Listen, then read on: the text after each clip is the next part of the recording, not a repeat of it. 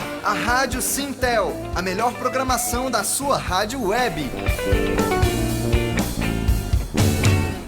Olá pessoal, estamos chegando com o nosso programa aqui na Rádio Sintel. Um abraço para você, muitíssimo obrigado pela audiência. A partir de agora estamos ao vivo aqui de Brasília, nesta sexta-feira, dia 7 de fevereiro de 2020, a edição de número 134 do nosso programa. Nosso convidado do programa de hoje é o historiador, poeta e educador brasiliense, o Elcio de Toledo.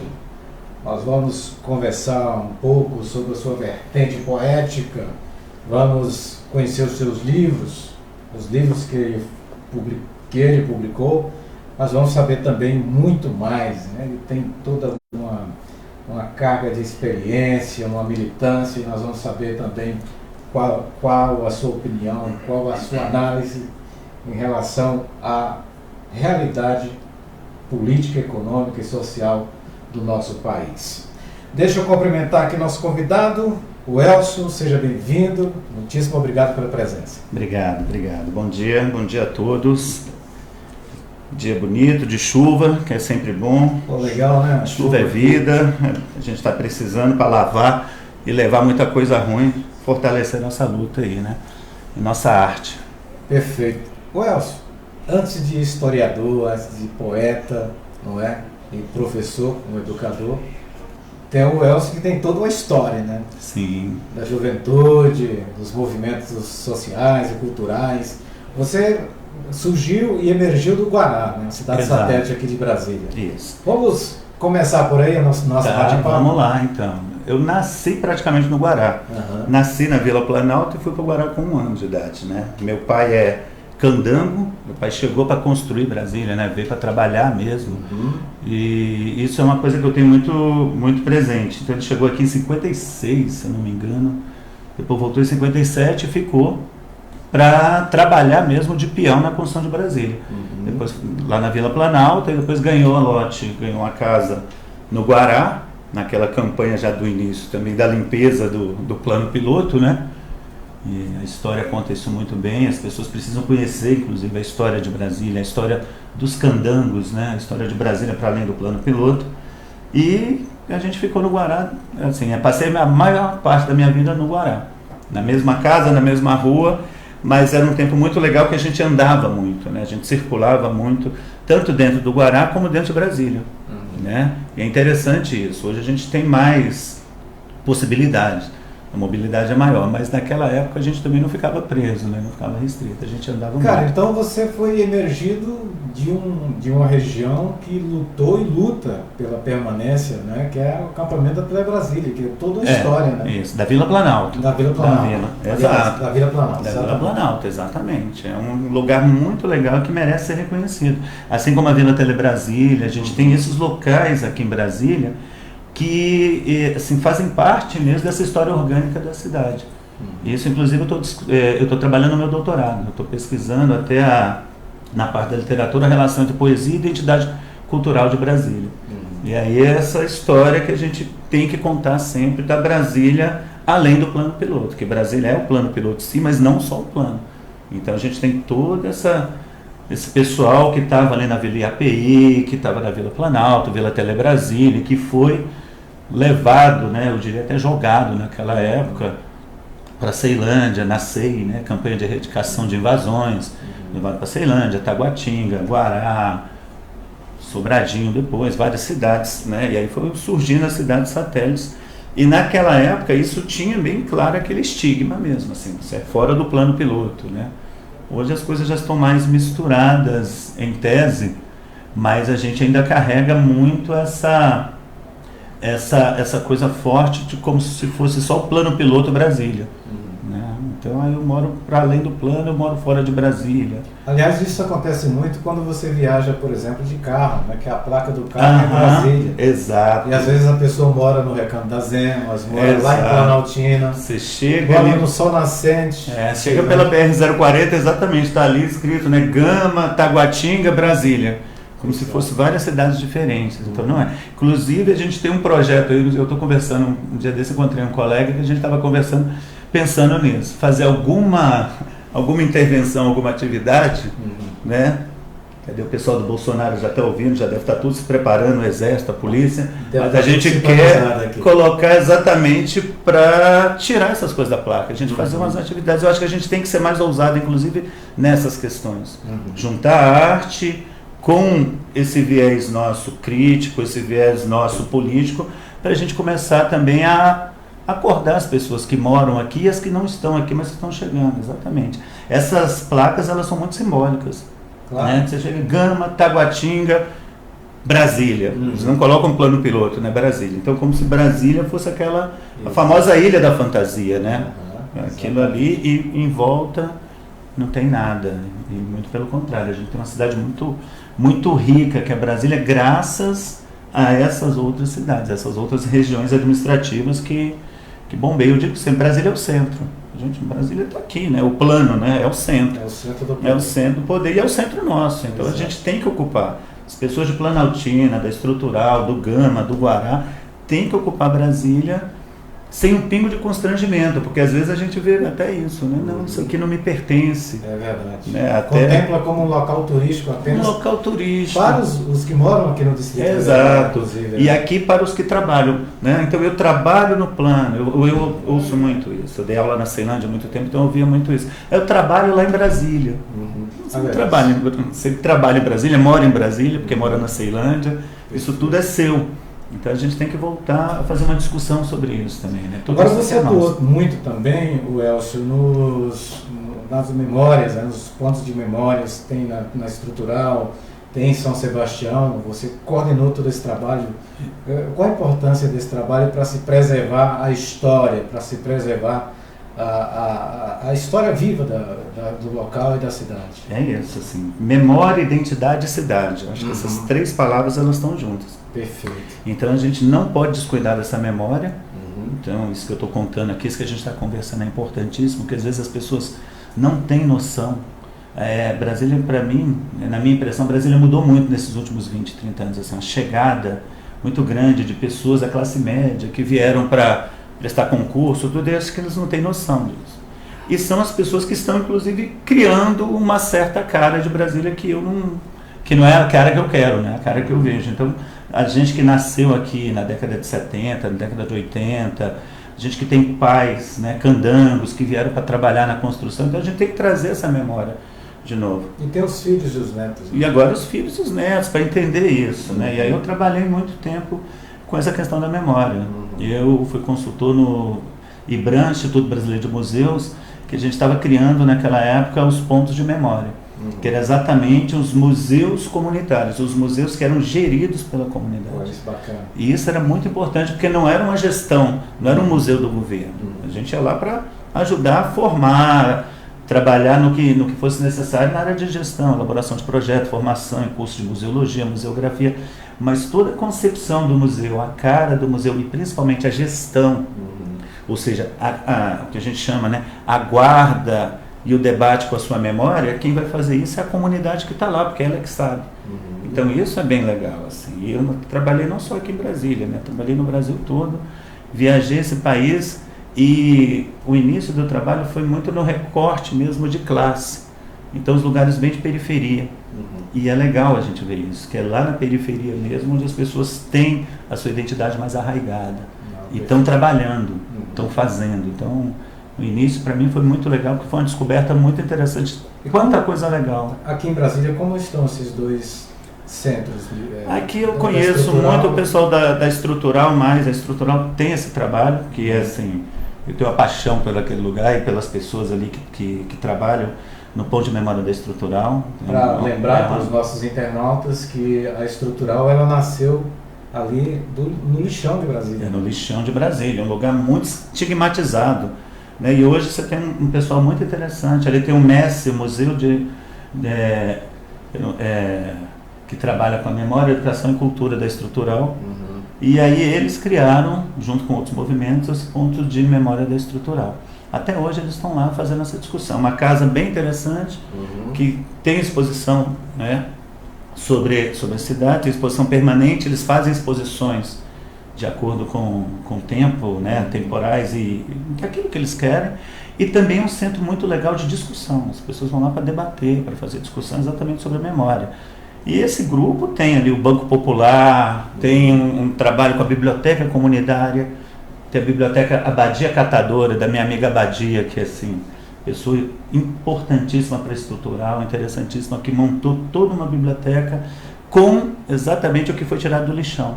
Poxa, que legal. Muito legal, e assim, uma militância muito legal. Até lá os equipamentos que eram utilizados, né, pelos catadores. Isso, tudo isso, os livros e tudo que foi achado, está ali. Agora, claro, tem mais apoio, mas ainda precisa sempre que a gente conheça e ajude, né, e apoie isso. Então, e lá em São Sebastião, qual é o foco? Em São Sebastião tem um pessoal que trabalha ali, né, você tem vários grupos ali, eu não atuo muito, assim, eu vou muito, é um lugar que eu tenho muito carinho.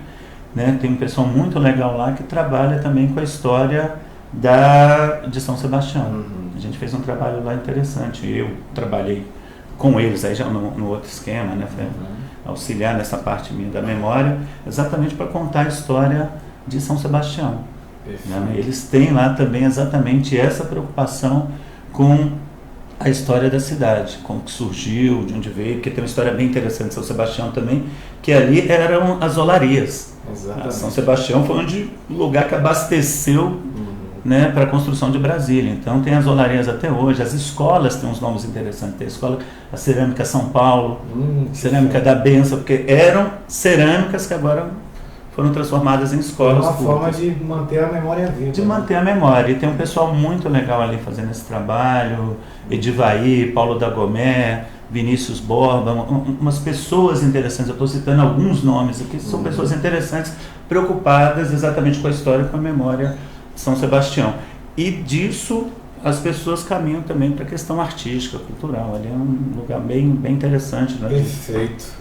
Eu estou conversando aqui no programa com o Elcio de Toledo, que é historiador, não é escritor, é poeta e é educador, aliás, mestre, né, em História, né? Mestre em Educação, fiz minha graduação em História. Na Universidade? Eu fiz a graduação em História no CEUB, mestrado na UNB em Educação, e agora estou no doutorado trabalhando a questão da literatura e identidade no Departamento de Letras. Muito bem. E quando é que nasce o Elcio Toledo, poeta e escritor, que lançou quantos livros já? 4. São 4 livros e várias coletâneas já, né? Poemas, textos em coletâneas. E 4 livros. Eu acho que o Elcio Poeta ele vem desde a adolescência, desde a época lá do Guará, junto com os colegas que aí, na época do movimento punk, na época das bandas de rock, então os amigos que tinham bandas de rock no Guará, e eu ficava mais escrevendo, eu sempre gostei mais, nunca toquei um instrumento. Você até me perguntou se não toca nada, eu nunca... Eu perguntei, você toca alguma coisa? Eu disse, eu sou escritor e poeta. Só, cara. Eu digo, tá bom, só isso. Não toquei nada, silhueta para atrapalhar, então é melhor eu ficar na minha que é escrever. Mas tu é contemporâneo do Gog, tudo. Que já teve aqui na Exato, o Gog é interessante, o Gog era vizinho da rua de cima, a família do Gog também é dessa época, da construção de Brasília, que vieram lá, né, os pais vieram para o Guará, então sou contemporâneo exatamente desse pessoal ali. Gog com hip hop, tinha muito isso, o pessoal do break na época, final da década de 80, e eu era mais até para do rock, principalmente do movimento punk. E a partir dali eu já escrevia, então eu escrevia muita coisa, ia guardando, mostrando para os amigos. Alguns amigos musicavam, né? Tem um amigão lá da época, que até hoje, né, o Tony Margoli, né, professor também, e poeta também. Tony musicava, e ele sim músico, então ele gostava muito de musicar as coisas que eu escrevia, então eu fazia letra, fazia música, a poesia eles colocavam letra, né, colocavam música e virava uma canção com letra. E a partir daí a gente vai guardando isso, mas eu só fui publicar mesmo em 2012, que eu resolvi publicar, mas desde a época eu tenho essa questão muito com a arte, né, buscando, sempre fui muito ligado à música, apesar de não tocar nada, muitos amigos músicos, e ao cinema. Eu fiz muita coisa de cinema, curso, adorava, frequentava cinemas, né, na época, cultura inglesa, Cine Brasília, isso que eu falo, morando no Guará, né, a gente pegava ônibus, assistia, voltava para o Guará, ia para um botequinho para ouvir música, levava fita cassete, a gente ficava lá e batendo papo. Então daí eu acho que surge o Elcio Poeta, aí eu fui escrevendo algumas coisas, guardando, Em Vamos falar das 2012 suas eu obras, começo. então, Elcio. Isso. Seus livros. Aí em 2012 eu lancei esse primeiro livro, que foi o Poemas, Visões e Outras Viagens. Esse aqui que é exatamente com poemas que vem lá desde os meus 16, 17 anos, que a gente vai recolhendo, claro, né? Na época de lançar a gente já está um pouco mais maduro, já vai burilando algumas coisas, mexendo. Esse aqui eu lancei em 2012. Depois veio Subversos, esse aqui. O título já diz muito. O título Subversos, contrário, né? Exato, Invertido, né? exato. Que eu lancei em 2015, que é um livro que tem muitos... Tem uma parte bem com poemas gráficos, com poesia concreta, e uma parte de texto, que é um livro mais trabalhado, vamos dizer assim. Vamos ter uma poesia desse livro? Vamos ver um Pode aqui. ficar à vontade, tá? Tá Pode certo. escolher um aí que você achar interessante e que contextualiza com a realidade que a gente vive hoje. Tem um aqui que eu gosto muito, exatamente que pega essa realidade. Né? Como se o tempo fosse aquele poema que eu nunca fiz.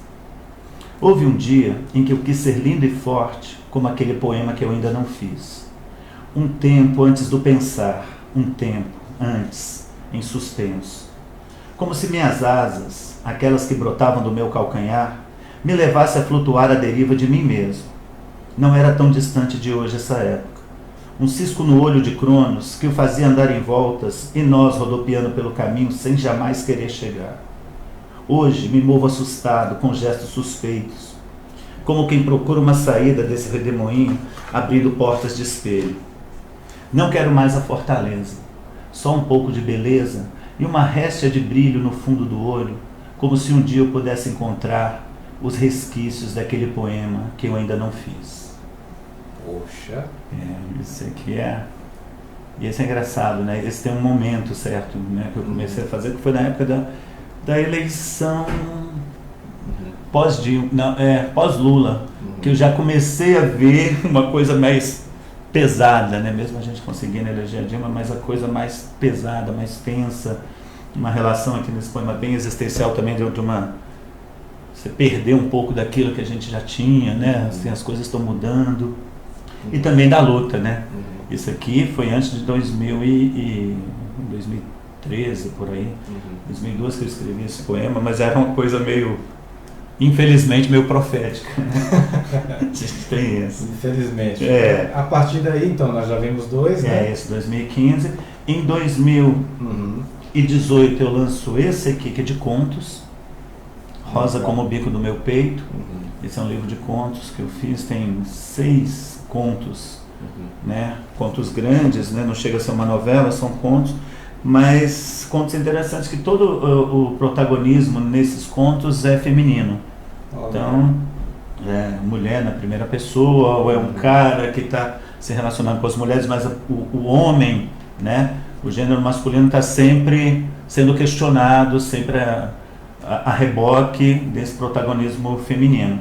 Então é um livro que eu gostei muito de fazer. Aliás, abrindo aqui um parêntese, né, essa questão dos feminicídios, né, aqui em Brasília, esse ano passado e esse ano, assim, assustador. Assustador. Infelizmente é isso, né, é um retrato que a gente está vivendo, é uma banalização da violência, a banalização do mal e exatamente assim, querer jogar no lixo tudo aquilo que a gente estava conquistando, né, de um tempo para cá, de 2012 para cá, que a gente existe uma ação deliberada de destruição, de desmonte? Sim, deliberada, orquestrada e uma coisa assim, de uma ignorância que assusta, né?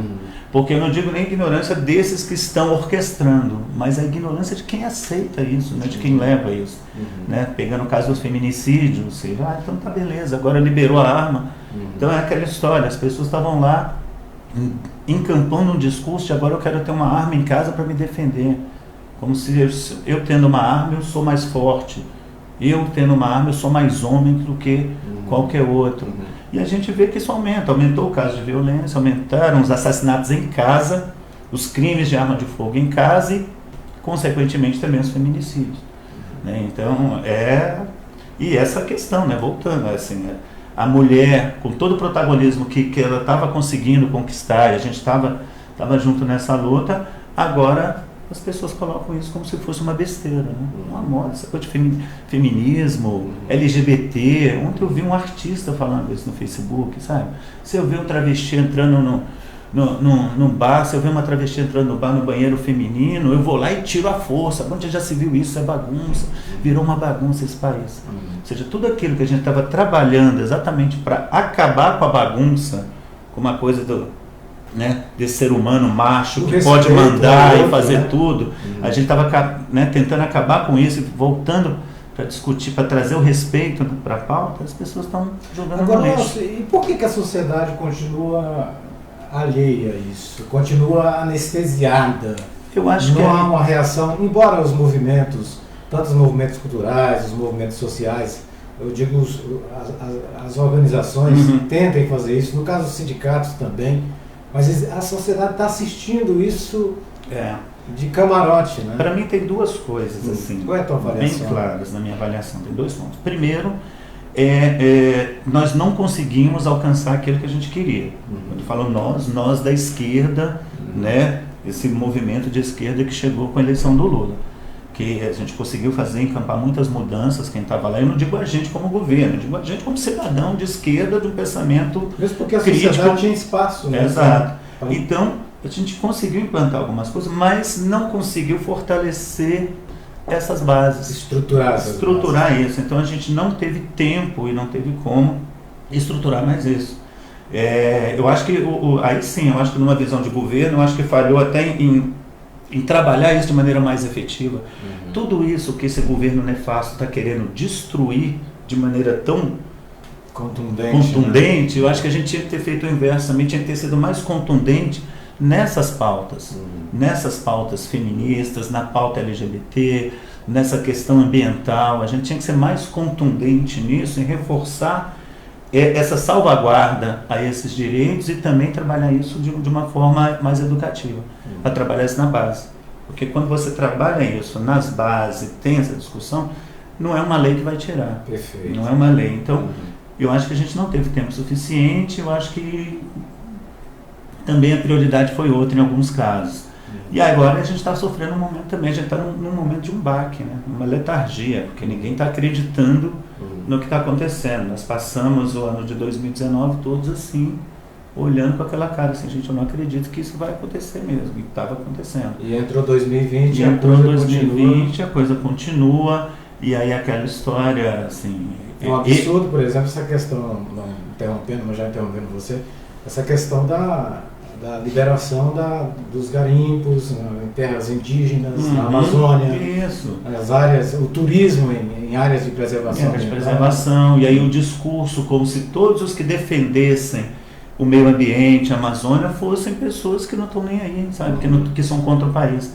Então voltou um discurso bem setentista na questão da época do regime militar, né? Aquela do Brasil ame ou deixe. Exatamente. Quem não lembra, vai procurar no livro de história o que era aquilo, né? Aqueles cartazes, aqueles adesivos, Brasil ame ou deixe, ou seja, quem criticava a ditadura militar, as mortes, as torturas, as prisões arbitrárias, a censura, era contra o país, e aí era perseguido até na rua. E é isso que esse monstro que está no governo agora está querendo fazer de novo. Então ele está trazendo isso, ou seja, todo mundo que está com uma pauta mais humanista está contra o Brasil, segundo esse presidente abjeto que está aí. Então, para a gente é muito difícil. E aí a cultura está sofrendo muito.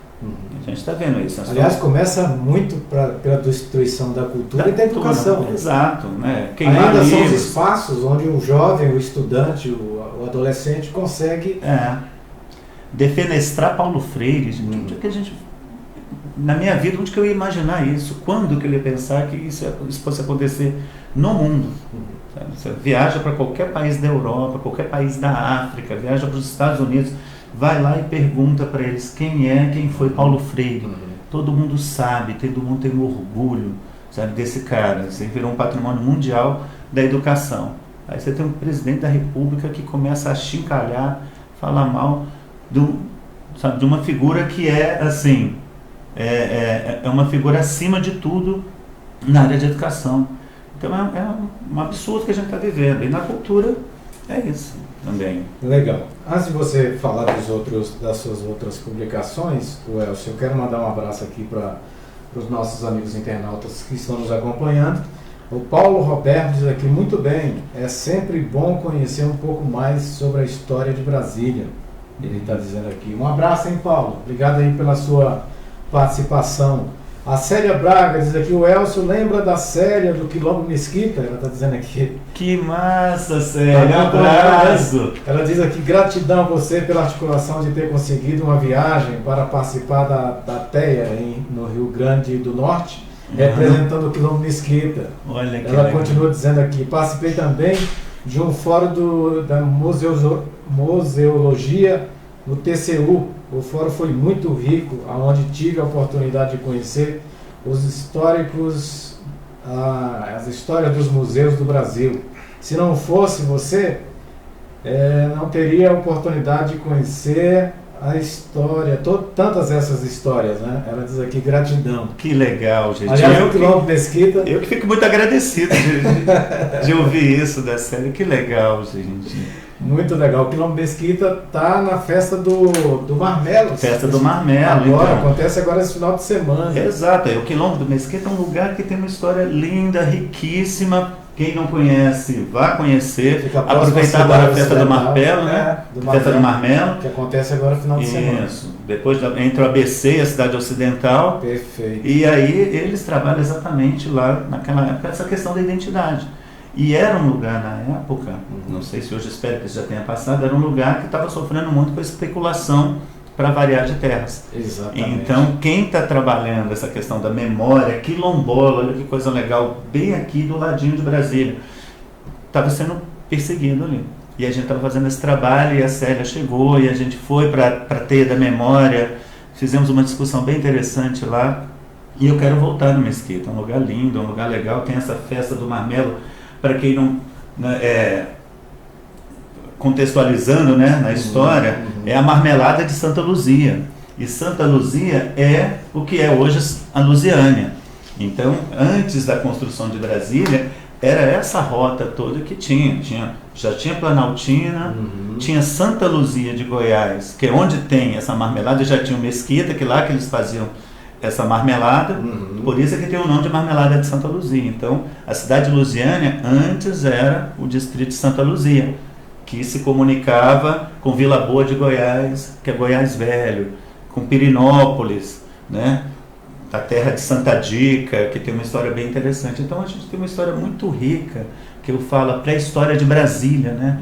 Eu chamo da história serratense, que é a história antes da construção de Brasília. Na chamada da nossa entrevista, até coloquei assim, poesia e resistência. E o Quilombo Mesquita é uma resistência. É uma resistência. Dos negros, e que fica próximo ao centro do poder. Próximo ao centro do poder. Que legal, viu? Um grande abraço, Sênia. Que ótimo. Tá legal. Deixa eu lembrar aqui que o programa vai ser reapresentado na TV Comunitária de Brasília, canal 12 da NET, DF, TV a cabo e pelas redes sociais da TV Comunitária de Brasília. Aliás, mandar um abraço para o Paulo Miranda, diretor-presidente da TV Comunitária.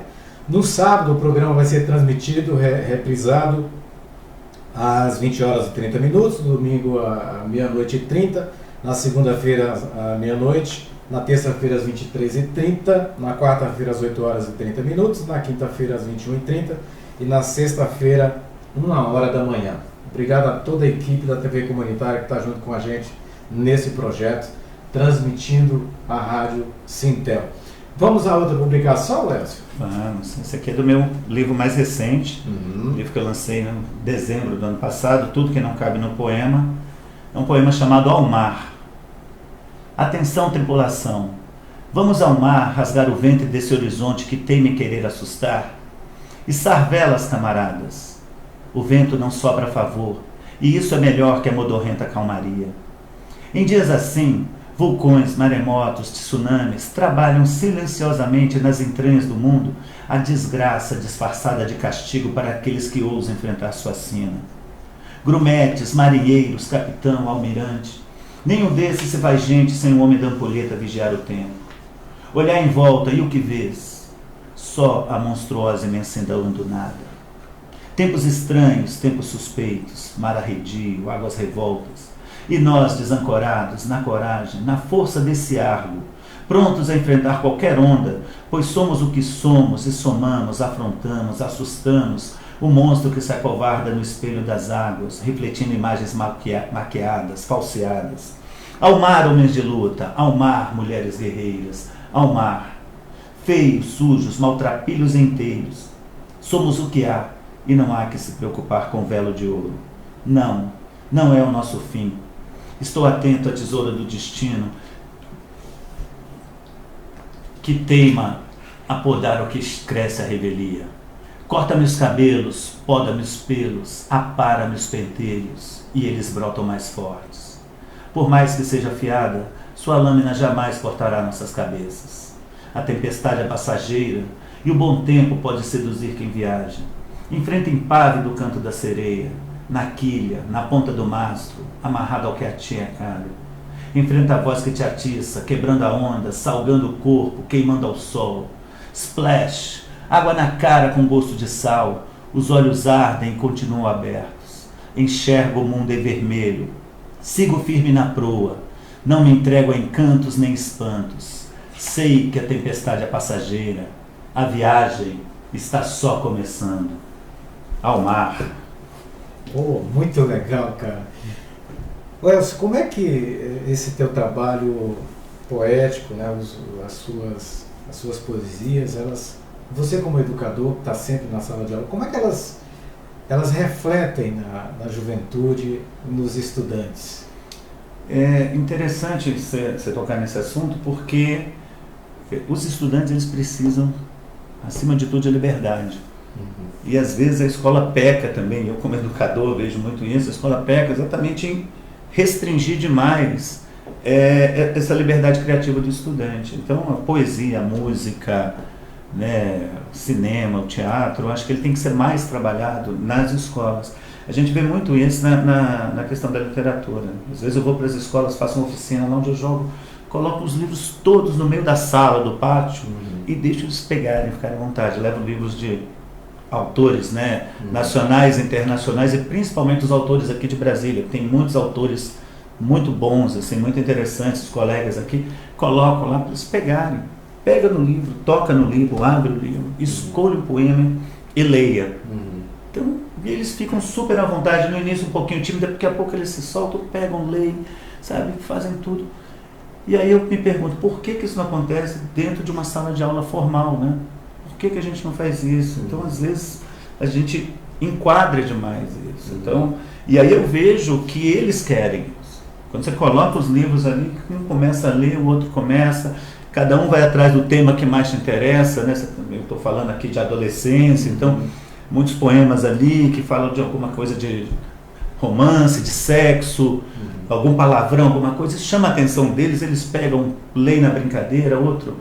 Daqui a pouco está todo mundo sério, lendo e querendo declamar, mais que ler para eles querem lá na frente falar poesia. Eu fiz uma oficina um dia desse em Planaltina, desse jeito, que foi difícil terminar.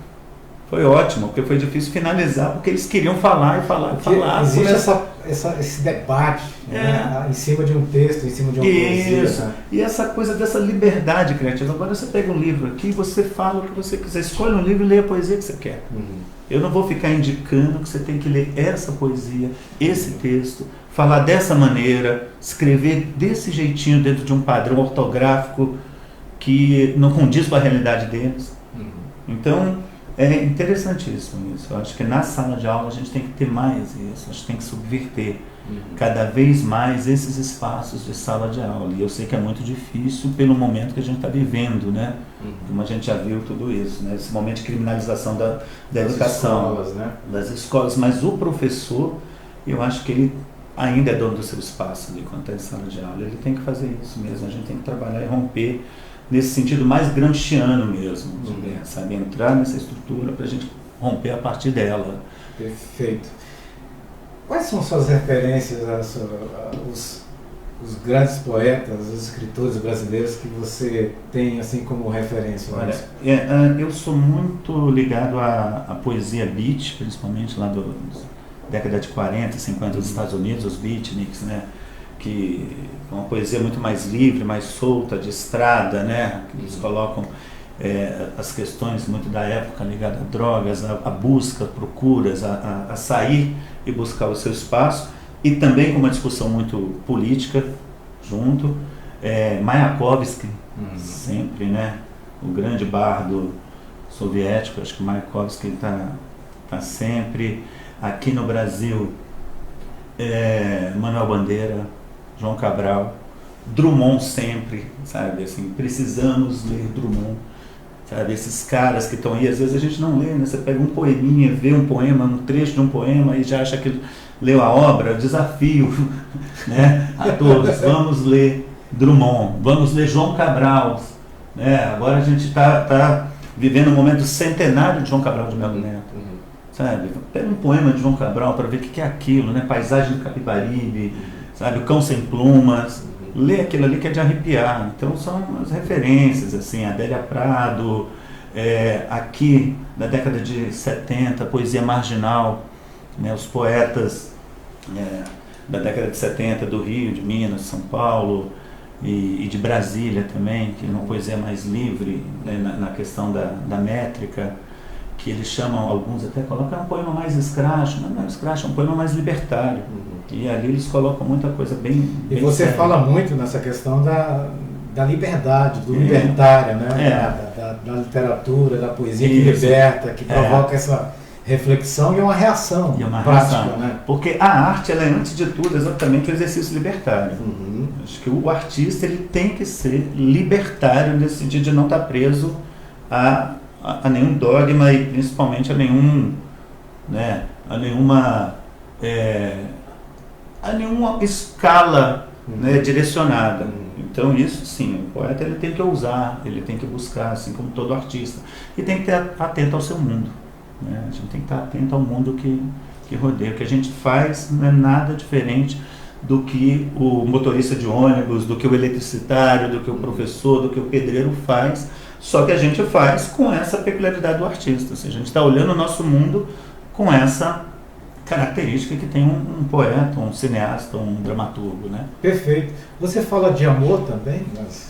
Também. Tem algum poema de amor? Também, sempre. Dá Porque pra acho que pra gente? o amor é revolucionário, né? Resistência. Resistência. Ainda mais nos tempos de hoje, gente. Beijar na boca, andar de mão dada, sabe? Toda forma de amor, cara, é muito bem-vinda, né? E hoje a gente está afrontando, vamos dizer isso, essa caretice, esse mundo reacionário, amando. Tá na rua, beijando, abraçando. E isso, o amor entre, né? O amor carnal, mas o amor entre os amigos, o amor mesmo, a gente está se abraçando, se tocando, sabe? Curtindo, né? Acho que a gente tem que colocar isso também bem claro. Deixa eu ver se eu acho aqui um poema de amor aqui. Um curtinho chamado Terroir. Vamos lá. Você é tão assim, misto de ar que escapa da garrafa, como um quê de terra seca que não sei se é de explicar. Tipo um terroir, buquê de sentidos a decifrar por mim, há em você um gosto de mim. Oh, legal demais, hein? Tem mais alguma publicação? Um outro? Tem esses 4, né, como eu coloquei, e agora eu estou nesse processo de lançamento ainda desse Tudo Que Não Cabe no Poema. Estive em Salvador na semana passada, fiz um lançamento lá muito legal. Semana que vem eu vou para São Paulo lançar lá e a gente vai rodando, correndo atrás de espaços. Você gosta muito de Pirinópolis, né? Pirinópolis também. Ali é um lugar bacana, não só... Gostoso, né? Tem história, tem cachoeira e tem cultura, né? Tem arte. Então é muito bom. É muito bom. Então a gente vai sempre que pode. Pirinópolis, Chapada, Olhos d'Água, os arredores de Brasília aqui também são muito... É um espaço muito rico que a gente tem em volta dessa capital aqui, que a gente tem que aproveitar também, né? Perfeito. Quem quiser comprar seus livros, Elcio?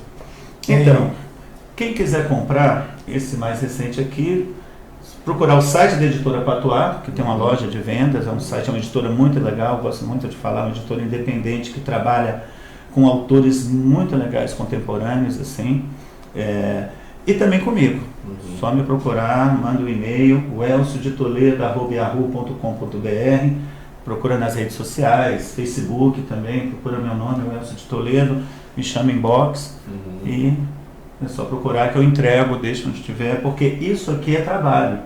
Isso é interessante a gente lembrar também, né? Porque as pessoas ainda pensam que arte é uma coisa que cai do céu, que é inefável. Isso é trabalho. A gente está produzindo uma coisa, é uma força de trabalho que está sendo empenhada aqui para produzir. E quanto mais pessoas tiverem acesso a esse livro, a publicação, mais gente vai sendo conscientizada. Mais gente vai sendo conscientizada. Né?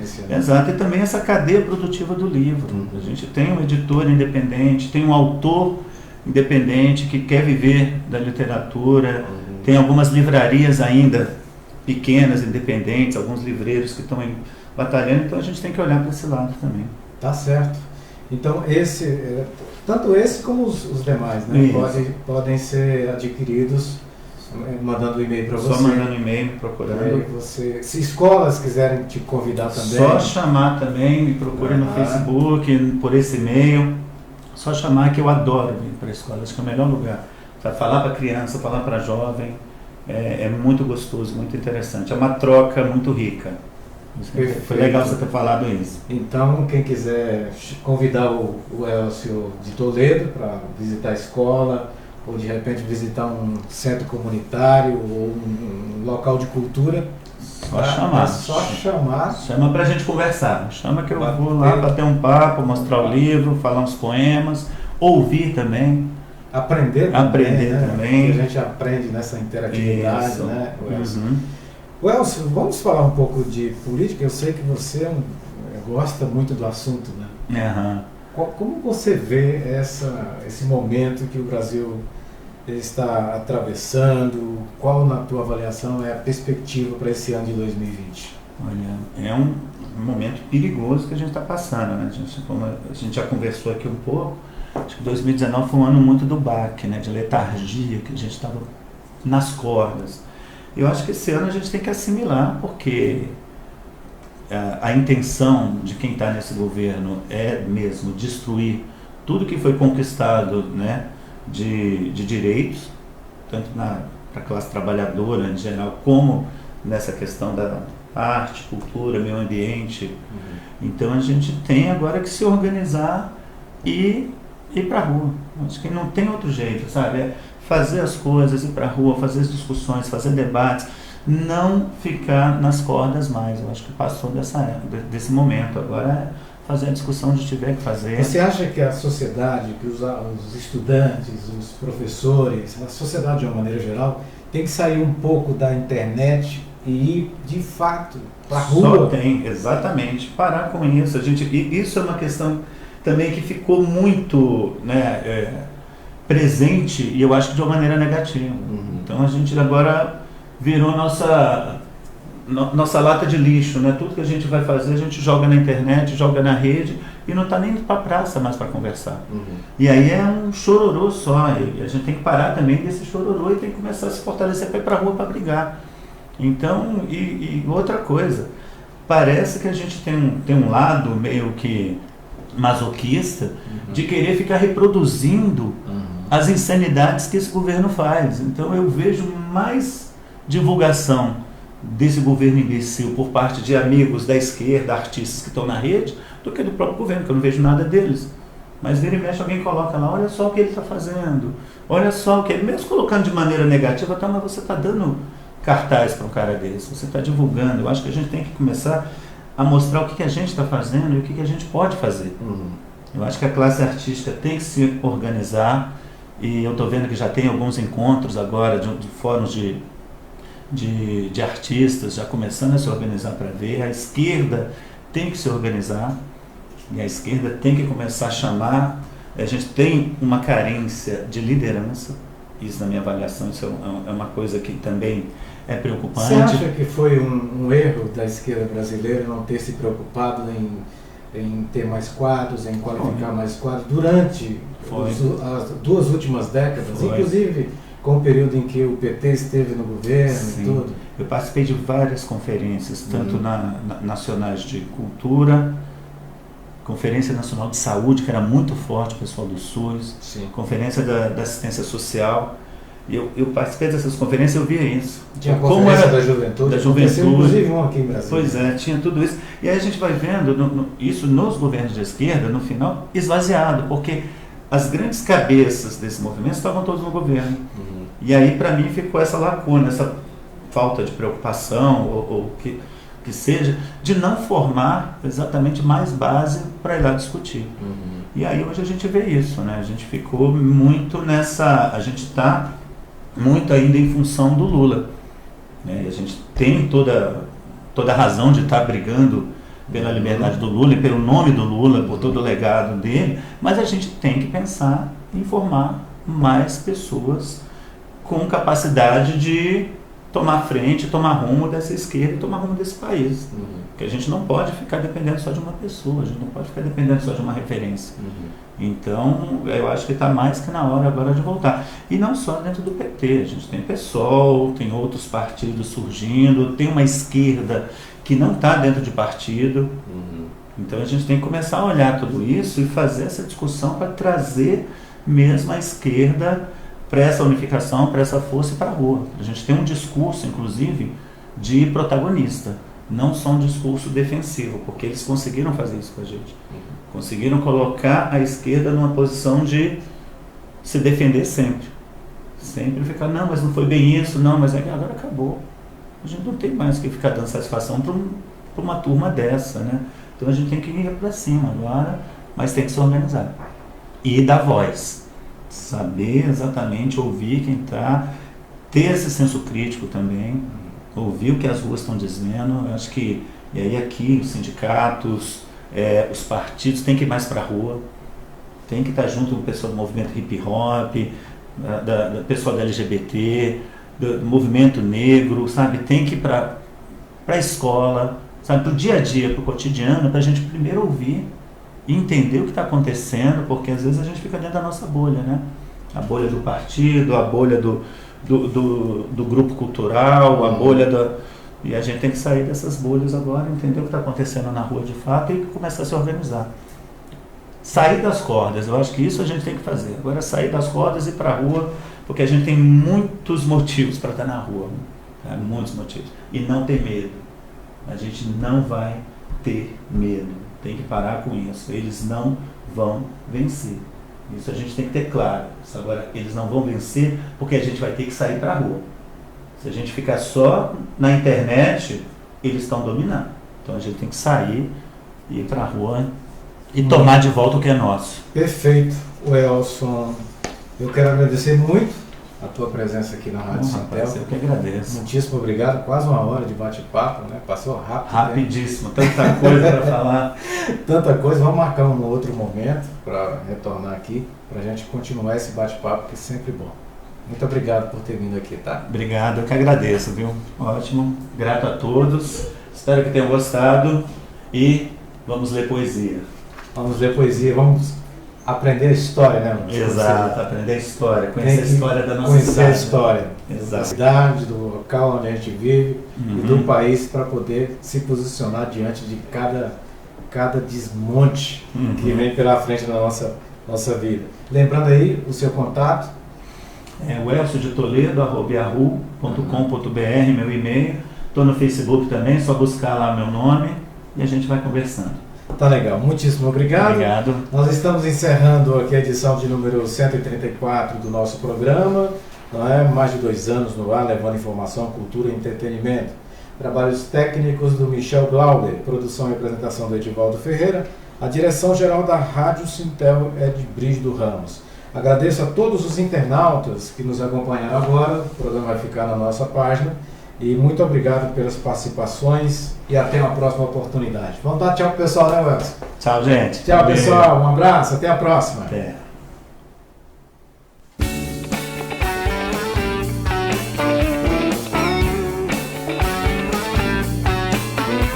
A Rádio Sintel fica por aqui. Aguardamos você na nossa próxima programação.